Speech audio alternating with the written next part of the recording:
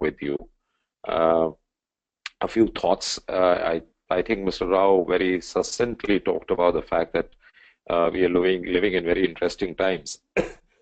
Markets may be flat, there may be challenges, but there I think still are enough and more opportunities for every business really to grow. And I think there are numerous examples we see all around, which kind of buttress this fact that I'm making or the statement that I'm making. Now, let me just, I remember we chatted about a couple of weeks back with an audience on really how do you drive nonlinear growth or how do you grow fast? What are the principles that go behind that? And I shared with you a brief model which we call the FED model, which fundamentally is about focus. And in focus, if I may recap, it was really about making sure that, my apologies on that, focusing on, something that is really transformationally important and not just looking at, we have 3 goals, 5 goals, 7 goals, doesn't take you very far. The other element of FED was really about engage employees. Employee engagement is a challenge for everyone, and I shared with you a few approaches on how, in consonance with the focus that you drive, you need to bring in a high degree of engagement and the approach that can be built to take care of that. And then, of course, the fundamental of life, I think, interestingly, all of us would have recollections in our childhood, how our parents would tell us that, discipline is so important.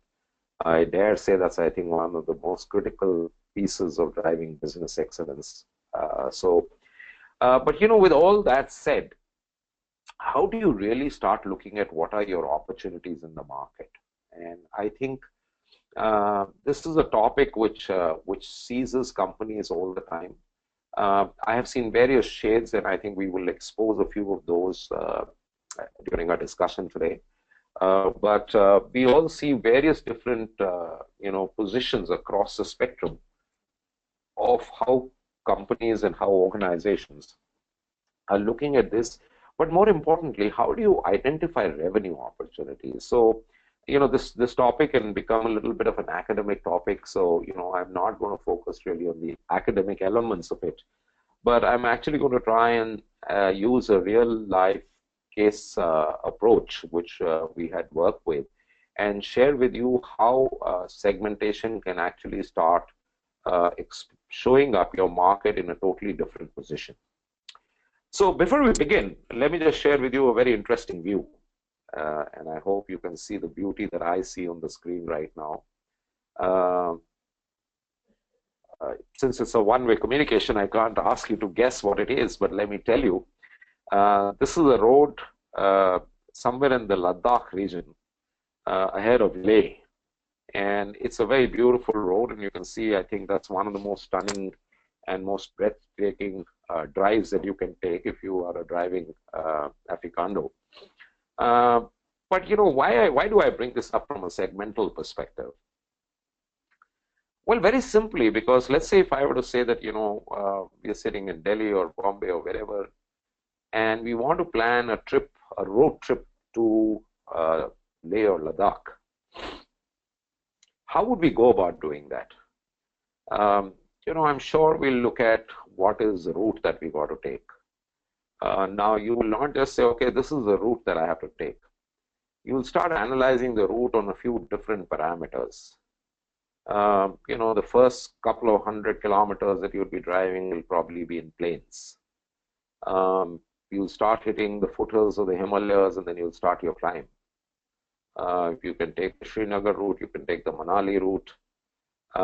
And what starts to happen is, and you will divide your entire journey. It's a fairly long journey, so you'll divide it into, okay, day 1, this is what we're going to cover. Day 2, this is what we're going to cover. Day 6, this is what we're going to cover, and so on.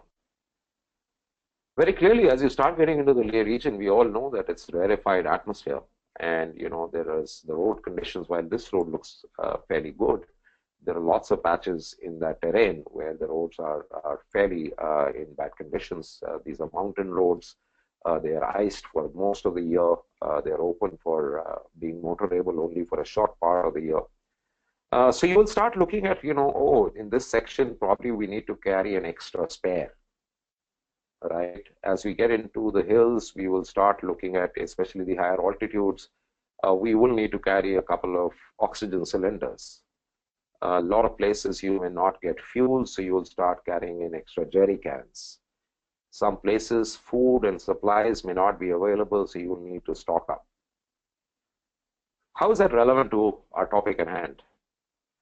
I think it's hugely relevant because all you're doing is you're breaking up your entire journey into pieces or segments, if you may call, and then you're appropriately resourcing yourself and planning yourself as to how are you going to handle that situation. At a very broad level, to me, that's a very simple analogy of segmentation. And I think it tells us stories about what we should do in our business. Because you can't take the market as a homogeneous whole. I think that's really a big tactical error if we were to do that. And I think that's really what we're going to try and cover today is really that how do you look at your market? How do you, break it out into different pieces? And then more importantly, what insights do you glean? How do you drive the exponential growth that we've been talking about as a topic of this seminar? How do we drive exponential growth with the insight that your segmentation will throw up? I am also of the firm opinion that in today's time, it's very critical that businesses need to get a lot more data-driven, a lot more analytical.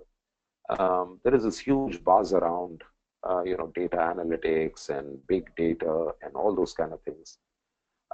Let's not get caught totally by that hype. You may not have big data available for you.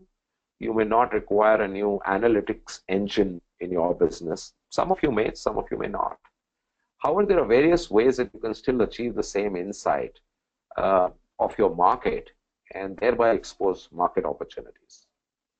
So with that, let's look at a very interesting picture. I think it's iconic. Okay, I am sure all of us recognize what this picture on your screen is all about. Great man, I think he transformed the way the world moves. Now you may tell me that, hey, this is a problem today because of the traffic jams and all that we have. But yeah, this was the Ford Motor Company and how it brought in the whole concept of mass production and, great methods in manufacturing and all of that. But I see a problem in that, okay? And now again, we may wonder what's the problem really here? I mean, this was really an epochal period in human history.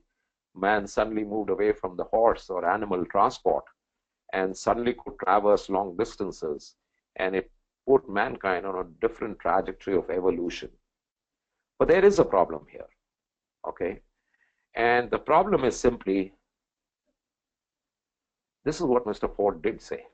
You can have it in any color you want as long as it is black, right? This was way back. We are not living in those times. We are not getting into, the automotive business or bringing in this technology revolution.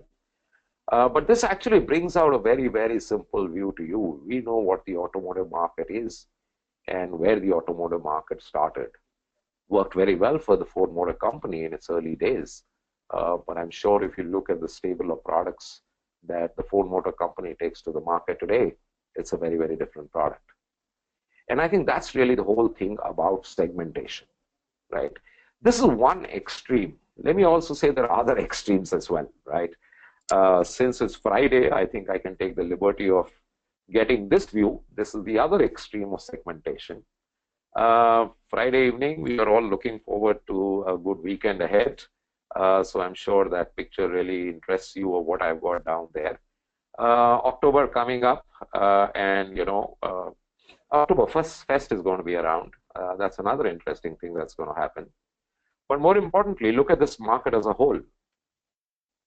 This is what the market is like. Yeah, and I think this picture doesn't really cover all the possible brands that there might be there. Now, very clearly, each of these companies with each of the products is really looking at how do we go and address a customer who may be different from another customer. In marketing paradigm, I think the ultimate segmentation that you can achieve is when n is equal to 1, where your customer is one unique customer. And can I ideally then service this customer in a unique method? Now, this might be the ultimate or the utopian position that you may want to achieve. But I think within your own businesses, without going to the utopian levels, we still can get to a lot more business growth if we were to start focusing on really what are the opportunities that open up when we start segmenting and how do we go about doing it. So let's look at segmentation at a broad level. What segmentation is all about? Some basic concept stuff here. Why do you want to do segmentation? Because you got to realize that customers are different from each other. They may have different needs. They may have different requirements. Okay, and I think that's why you want to segment your market. So you've got to use a few yardsticks really and few parameters.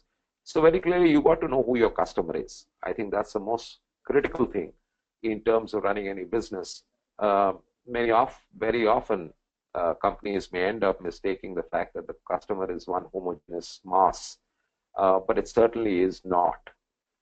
Let me also at this point in time share with you, I think a lot of us think that, price-sensitive, commoditized markets, segmentation is not really possible. What will I do? I'll give you a very simple example, and I'm sure a lot of you are reading up on how most of the e-tailers or the e-commerce companies are today looking at preparing for the festival season. But have you noticed that they have also started creating a separate classification? And again, not endorsing any brand or anything. Amazon has something called Amazon Prime today. Now, is the Amazon Prime customer different from the Amazon customer? Maybe yes. In a market which is overcrowded, which we think is fundamentally driven by price, which is purely, the most common example is the buyer will open up Snapdeal on one window, Amazon on another, and Flipkart on the third, and make his decisions. Then why is Amazon going and doing an Amazon Prime, which is a paid service, by the way? It clearly brings out that there is, even in mass, homogeneous, undifferentiated markets, an opportunity to segment and create value within those segments. So I think the clear segmentation is a very, very critical part of any company's business strategy.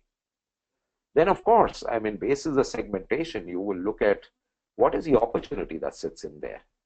And, during the course of this discussion, we're not really going to get into the back end part of it. Segmentation has two parameters. One is really how do we go to market, and the other is really how do we go and build our product portfolio.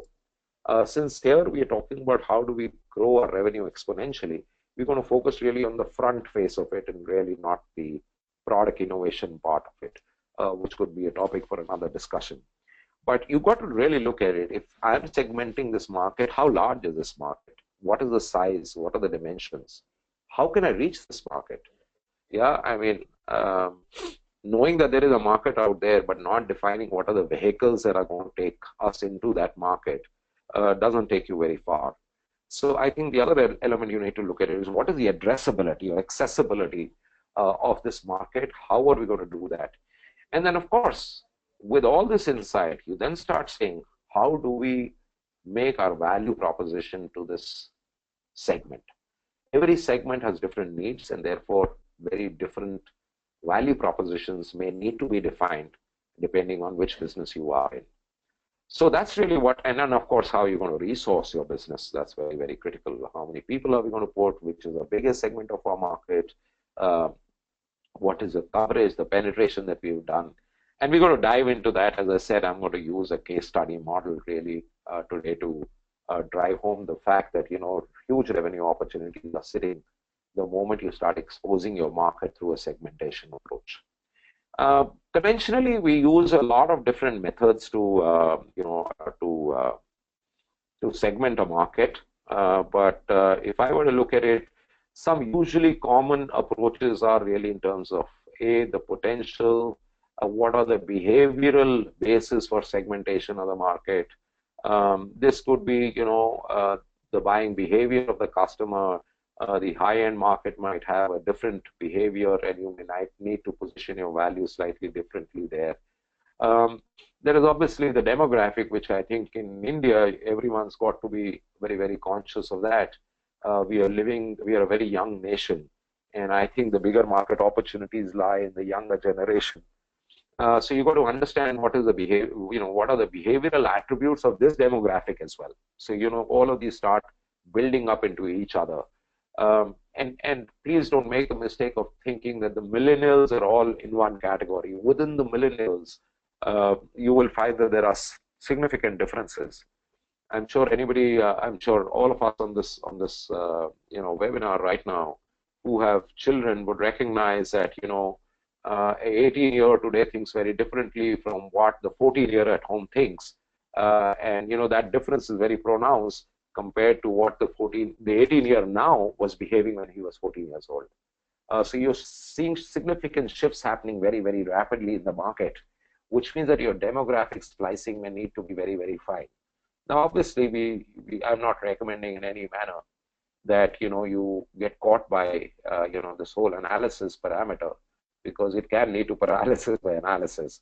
But very, very critical that you look at the demographic profile as well as psychographic profile. How is the buyer behavior there? The psychographics are very, very critical today. Buyer patterns are different, and of course, geographical differences that may exist. What may work in one geographic market may not exist in another geographic market. So, I would say that KFC going and launching a very aggressive, store expansion program in Gujarat may not be their best strategy. So, you will have to, given the fact that that's one of the most dominant vegetarian markets that we have in the country, I would rather have them focus somewhere else. So I think these are the few, fundamentals on really how you go about building strategy. But let's look at a very interesting thing of really how does it help you? So the first thing is you divide the market into segments, and then you start looking at, do you have an understanding of what this segment is looking at? What are their preferences? What is it that they want? And having done that, you start looking at among these and then the portfolio that you have, which of them can you address? There is a great management guru by the name of Jacques Horowitz. Jacques used to teach at IMD Lausanne. Unfortunately, he passed away 2 years back. But Jacques very succinctly put that, and this is really in the context of being customer-centric. He says to see that we are client-oriented is not enough. You've got to realize that in the market, there are customers. And among those customers, there are only some that you can create a value proposition for. And I think that's a very, very telling comment. To think that you will go and address a whole wide market may not be an appropriate strategy. You've got to be very clear that you cannot be everything to everyone. Even the largest of corporations struggle when it comes to looking at mass markets. And that's why you go and break it down and say, hey, listen, these might be micro or smaller segments of the market. So, you can create value for some people sometime, but not everyone all the time. And I think that's very, very important. And you have to look at it in terms of what your product service offerings are.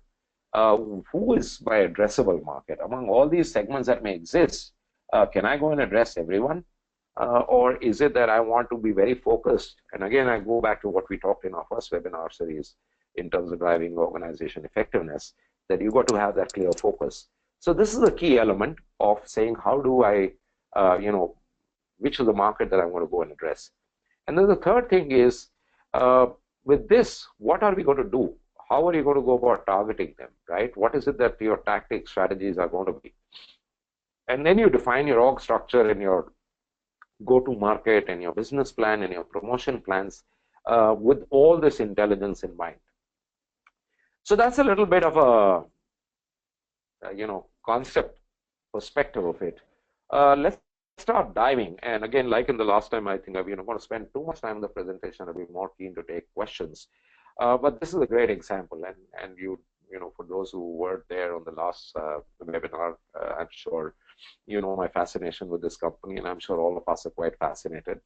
It's another matter that we will have a discussion separately on the pricing strategy, but they redefine the market. We know that Steve Jobs founded Apple, then went out of the Apple. John Sculley came in, and it was brought in by Steve Jobs, but then Steve Jobs exited the company, went on to do stuff like Pixar and all those other companies. But when he finally came back uh, to Apple, and very much in his first few days, as he was reviewing all that was happening in the company, he sat down on long meetings in, people presenting product ideas, some really gee whiz cool technology products that they could come up with. And having listened to all of that, he finally at one stage got quite agitated, and this is what really happened. Um, you know, he got onto the screen and he said, "This is ridiculous. This is not what we could be doing." Yeah, and this is actual. How he actually went and did it. He took a marker, went to the whiteboard, and drew a simple 2 by 2 grid, and said, "Listen, for each of these each of these categories in the grid, we need one product, and therefore we'll have 4 great products, one for each of those quadrants." He said all other products are out. Now you can well imagine how transformative it was, and obviously everyone was quite shocked. But let's look at what finally came out of this whole segmentation, right? This is one method of the whole segmentation part. This is what the grid looked like: consumer and pro, desktop and portable on the vertical axis. Put it into a box here, you have 4 different product categories. Desktop for the consumer was the MacBooks. For the professional were the iMacs. The portable devices for a consumer were focused on entertainment. The iPod came purely out of this, and then finally led to a merging of the iPod and a few other technologies to bring about the iPhone. And then, of course, for the business user, there was the iPad. Very simple, very elegant, very clearly defined customer segments, and a very, very high degree of focus on what value we're going to take to these customers.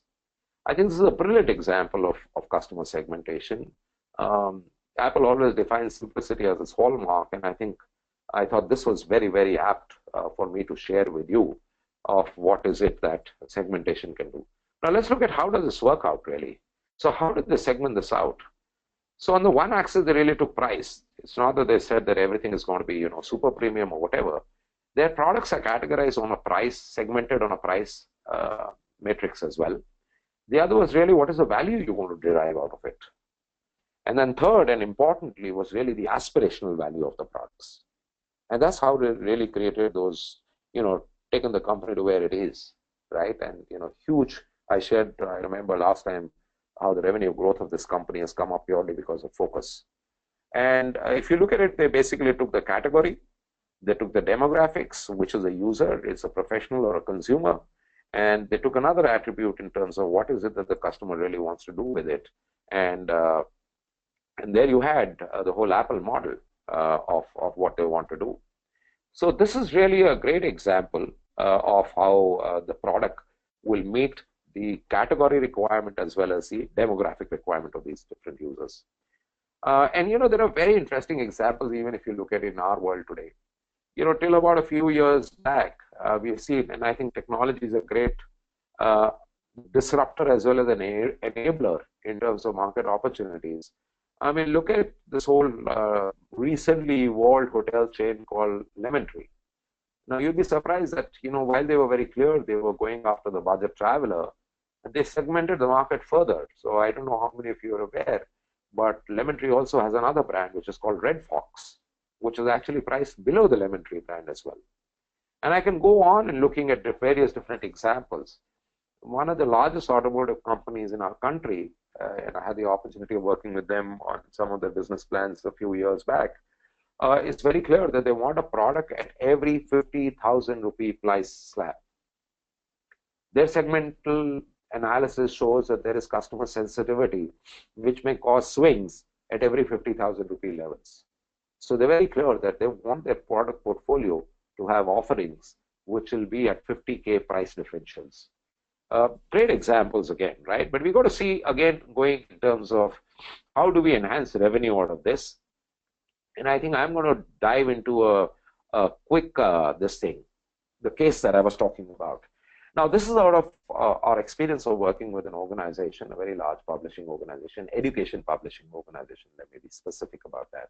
And I'm going to use this to really start to bring to home the fact that, the moment you start looking at this market through a segmental approach, your revenue potential just goes through the roof at times. So we were called in by the CEO of this organization, and the CEO of the organization had taken over a few months back, and he was looking at driving growth in the business. His challenge was one of their biggest revenue portfolios, which was led by a fairly large team in the organization, was year on year meeting their numbers. For the last 7 years, this team had cracked their numbers every single year. But he somehow had this gut feel that, listen, the market opportunity is much larger. While we are a very successful team, his hunch was that, I don't think we are really servicing the market in its entirety or to what extent we could.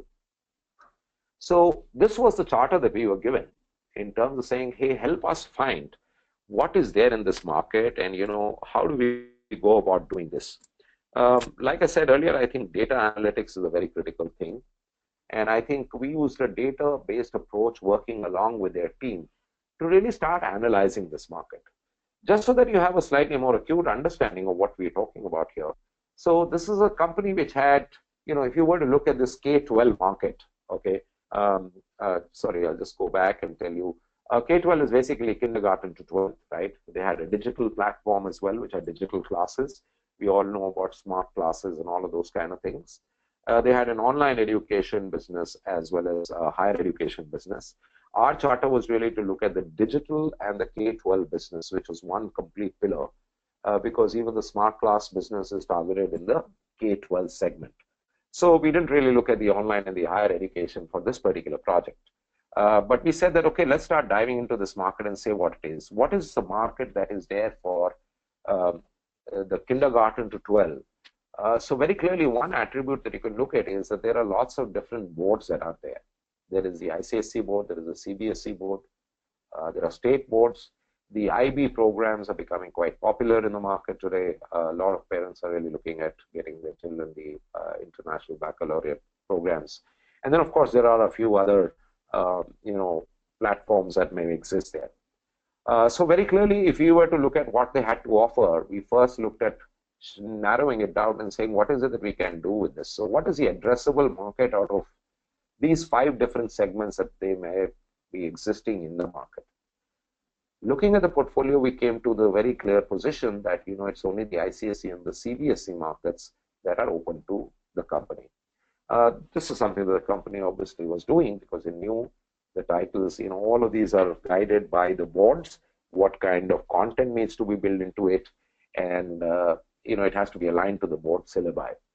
So with this said, we said, okay, what is then the next step? What is it that we are going to go and target? And we said that the biggest strength of the company actually was looking at the revenue penetration that they had in different segments. We said that the biggest opportunities are actually class 1 to class 8. Okay. The other dimension was really to size the market. Okay. So there were 7,000 schools that fell into this category of being either ICSE or CBSE affiliated. And if you were to go and dive deeper into this market and say, okay, how many classes do these have? If you were to look at the class 1 to class 8 segment, it's very simple, 56,000 classes, right? That's a market opportunity that you have. We went a step further and said, okay, there is a digital element as well. And obviously the digital classroom is really it's a physical classroom now, because in that digital classroom, you could have class 1 also study class 3 and class 7 as well. And we looked at what is a portfolio. They had 150 plus curriculum titles. Focus was very heavily on science, maths. Languages are also fairly strong. And they also had another product which was laboratories, so these are like lab in a box kind of an offering. What are the resources that were deployed in the business? There were 100 account managers, okay? And these 100 account managers covered the entire market opportunity that was there. So they were looking at 70 schools per web by averaging law. It wasn't, there were nuances to it. And then the other thing was they were covering all the products that they were taking to market. So we dived deep into this and we started working with each of these reps. We actually went and worked with every rep of theirs and said, let's start to tell me, why don't you tell me about your market?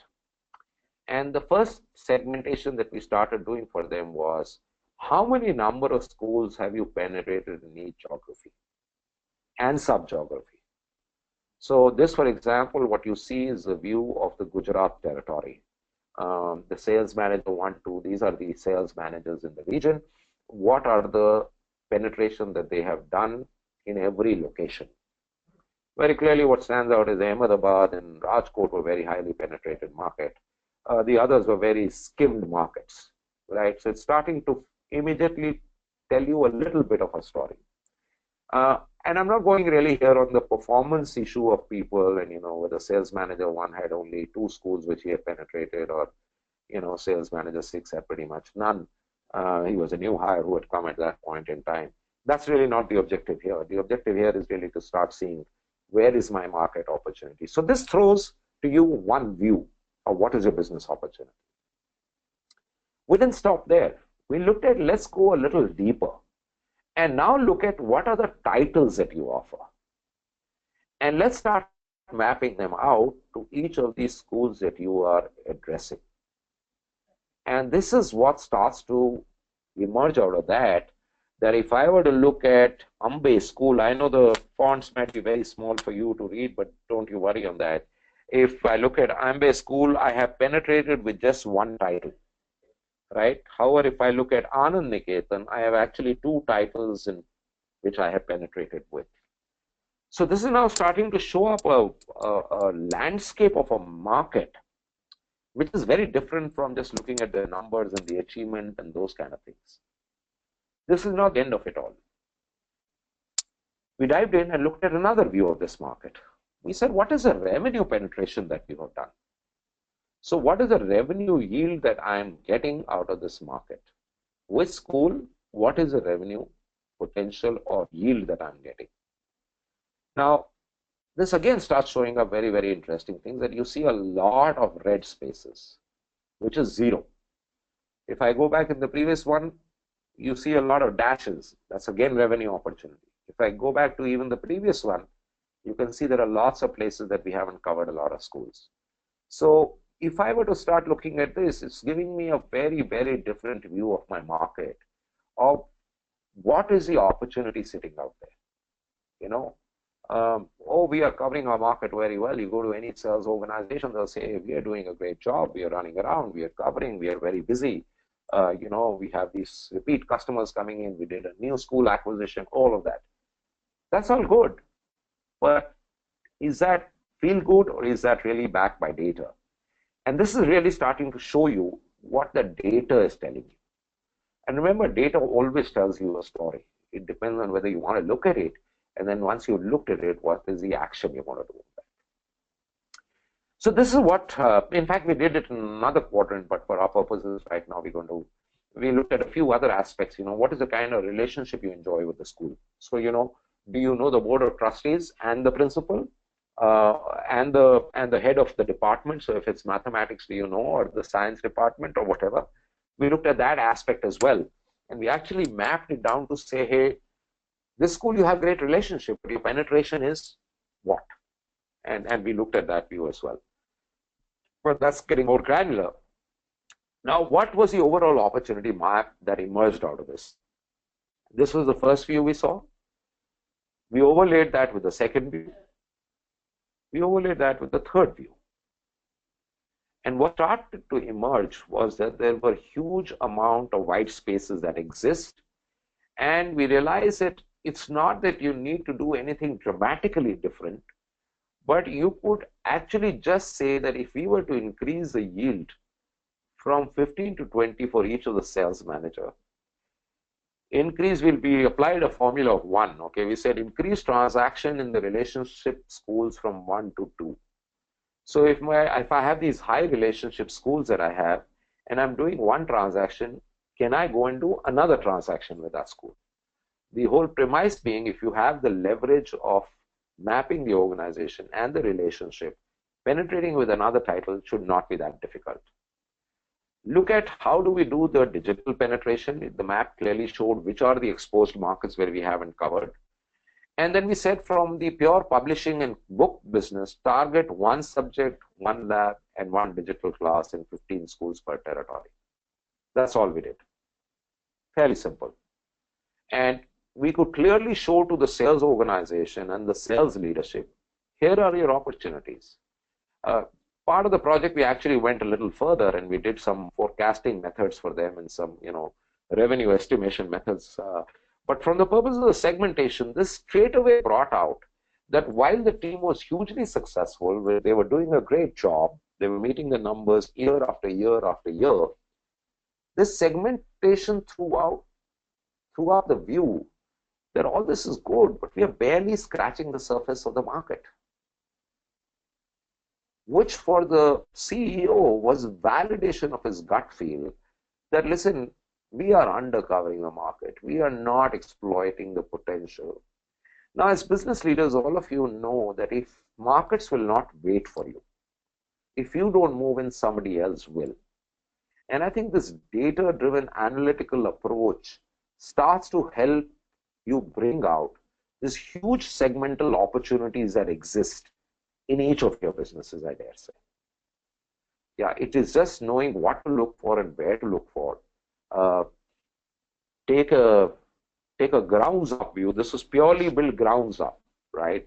Like I said, we work with every single one of those sales people really to get information from them. That's all. And then we went back and showed to them that, listen, my friend, this is how you can be hugely successful going forward as a salesperson. You've been successful in the past, but here is how you can really go and blow your numbers. And then, of course, every regional manager saw that there is so much more opportunity. It's just that they were not focusing on that. Businesses tend to get into comfort zones at times. A segmental approach which shows you that you are missing the trees for the woods is really a very, very critical element. Good news was that, having done this exercise as an organization, the CEO and the sales leadership, the senior VP of the business, they could get around to saying that, okay, while we've been doing our numbers great, we will try and really go after some of the one power of one strategy that we had suggested. How do I penetrate one extra subject, one extra lab, one extra class? And they saw a 50% increase in the revenue penetration in the first year itself. And yet they know that there is a huge, huge, huge amount of market growth that still sits for them. So, it's okay to say, hey, this is my strategy, but if the strategy is not based by analytical segmentation that you're doing in your market, I dare say that you will miss the market space. And I think we all know as leaders, I think one of the biggest worry, and let me quote a man I really respect, I think a gentleman who wrote a book called Only the Paranoid Survive, right? Andy Grove, the Intel CEO, long years back famously said, only the paranoid survive. As a business leader, I believe that we need to be paranoid in my perspective, that if I'm not there in the market, somebody else is there in the market. Now, where do I go? How do I get there? Which is the place that I need to get to? I think that's really what segmentation starts to throw up for you as business leaders in terms of what you're going to do. So how do you go about doing it? Various different elements. Identifying the market, identifying what is your target audience's expectations, right? Go as granular as you can. Again, be careful. Idea is not to get paralysis by analysis, but at one stage you need to start looking at this deep level of interrogation. Review what your target audience really needs. What is it that we can do for them? And then devise your strategies, your coverage plan, your behavior of the market, all of that in consonance to that, right? So certainly not an exhaustive approach there, but this is really a few, what shall I say, pegs that you can put on the ground and start working around that. And you got to look at in each of your businesses, what are the nuances, right? And this is, I'm just throwing up a few elements which you may want to look at. Is a product category. I discussed with you how in in the phenomenally crowded, highly competitive e-com market of today, there is a market segmentation which allows you to create an Amazon Prime or a Flipkart. I'm forgetting the name of the category they've defined. All of them have defined a super user kind of a category, which is paid. And there are people who are willing to pay. In fact, for your interest, you would it be, Amazon Prime is actually more than 50% of Amazon's business in the US today. And they're actually buying aircraft to just service their Amazon price customers. Yeah, because there the whole idea is that you create a unique customer experience, a better customer experience. So, we can look at every single market, look at liquor companies, look at consumer product companies. All of them are really looking at how do we segment the market, right? I gave you an example of the Red Fox and Lemon Tree. And in fact, actually, there is a third category they have, which is the Lemon Tree Premium. So, even in the low end of the hotel market, there are multiple segmentations. While we said that, Apple had that very simple 4-box quadrant, very clearly they are defining subsegments within that. Does a user want 32 GB memory? Does a user want, 128 GB memory? Those are again segmentations, and starts to allow you to go and address different markets all the time, right? A very simple example from the telecom market. Why do you have postpaid and prepaid? These are two different segments, different behaviors, different convenience, different plans. So you will have to define your strategy, your plan, your action, your resourcing of the business purely based on your segmentation. And as I walked you through that case, you would have seen that that level of insight opens up immense revenue potential for you. I'm very, very convinced that you got to remember, who is my customer? He is not one homogeneous whole. So if I divide him into 5 different things, each customer needs to have a different approach and a different value proposition that we need to create. Different vehicles that we will reach him through. And the moment you start analyzing your markets, it tells you that we are still undercovering our markets. So typically, this is what you would do: define what dimensions you will use, what measurements you're going to do, what are the classification of the segments you're going to do. And we can go on about that. But I think, very simply put, you really take all these views and then start to apply them to your businesses, right? Take the insight and then design campaigns around it. That's what you want to do. This view, this collapsed view of the 3 views of the business that you see right now, started giving us a totally different insight as to what needed to be done. And that actually allowed them to create very, very different go-to-market approaches. In fact, they looked at how do they segregate their sales organization structure as well. So, segmentation also drives your organization structure, to my mind. So, subsequently, they went on and created a separate team of strategic managers, account managers, major account managers, call it what you have, people who are looking at very high revenue potential schools where the number of students were very high, very relationship was very high, and see that how do we start quadrupling or doubling or tripling the revenues from these schools. So it allows you to devise very, very specific campaigns based on that. Markets are this, right? I mean, this is what an undifferentiated market would look like. But when you start segmenting it, it starts to look very, very different. You will find absolute white spaces where your coverage might be very poor. You might find spaces and also insight that maybe competition is much more penetrated in that market, and therefore I may want to either take that market on or look at a different strategy to take the competition on. So it will allow you to bring a nuance to your market coverage method, taking that insight into consideration. So this is really what it is all about, segmentation. I hope, I decided I'll use a very simple case to illustrate this point. I hope it's gotten across to you really in terms of how segmentation can really start helping you unearth business opportunity. Again, I'll reinforce this is as applicable to any business, whether it's a manufacturing business, whether it's a financial services business, whether it's a consumer product business. All these insights are equally relevant in each of these segments. Your organization may have a very, very nuanced view of it, but I dare say, having worked for a lot of different organizations where there were a lot of data analytics and all of those things, it still is about really trying to gain insight from your data, insight from all the information that you have. and then devising your strategies based on that. So that's really what I wanted to share with you today. In a nutshell, what it allows you to do is it allows you to understand your needs, which market you want to address, and then very clearly, how do you go about offering customer what they really want, both in terms of organization strategy, coverage strategy, promotional strategy, business resourcing, everything. So, that's really the end of it. Like I shared with you last time, our purpose is very simple.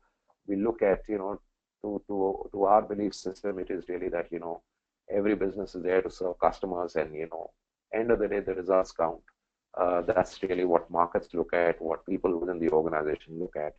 And I think that's what we try and help organizations really do in terms of how do you drive a higher degree of effectiveness so your results are dramatically different from those that are there in the market. So that's what I had to share with you. I'm good to take on questions from you folks at this point in time. So look forward to a fairly interactive session. I'm going to try and open up my question window, and I'll start answering your questions as soon as they pop up on my screen.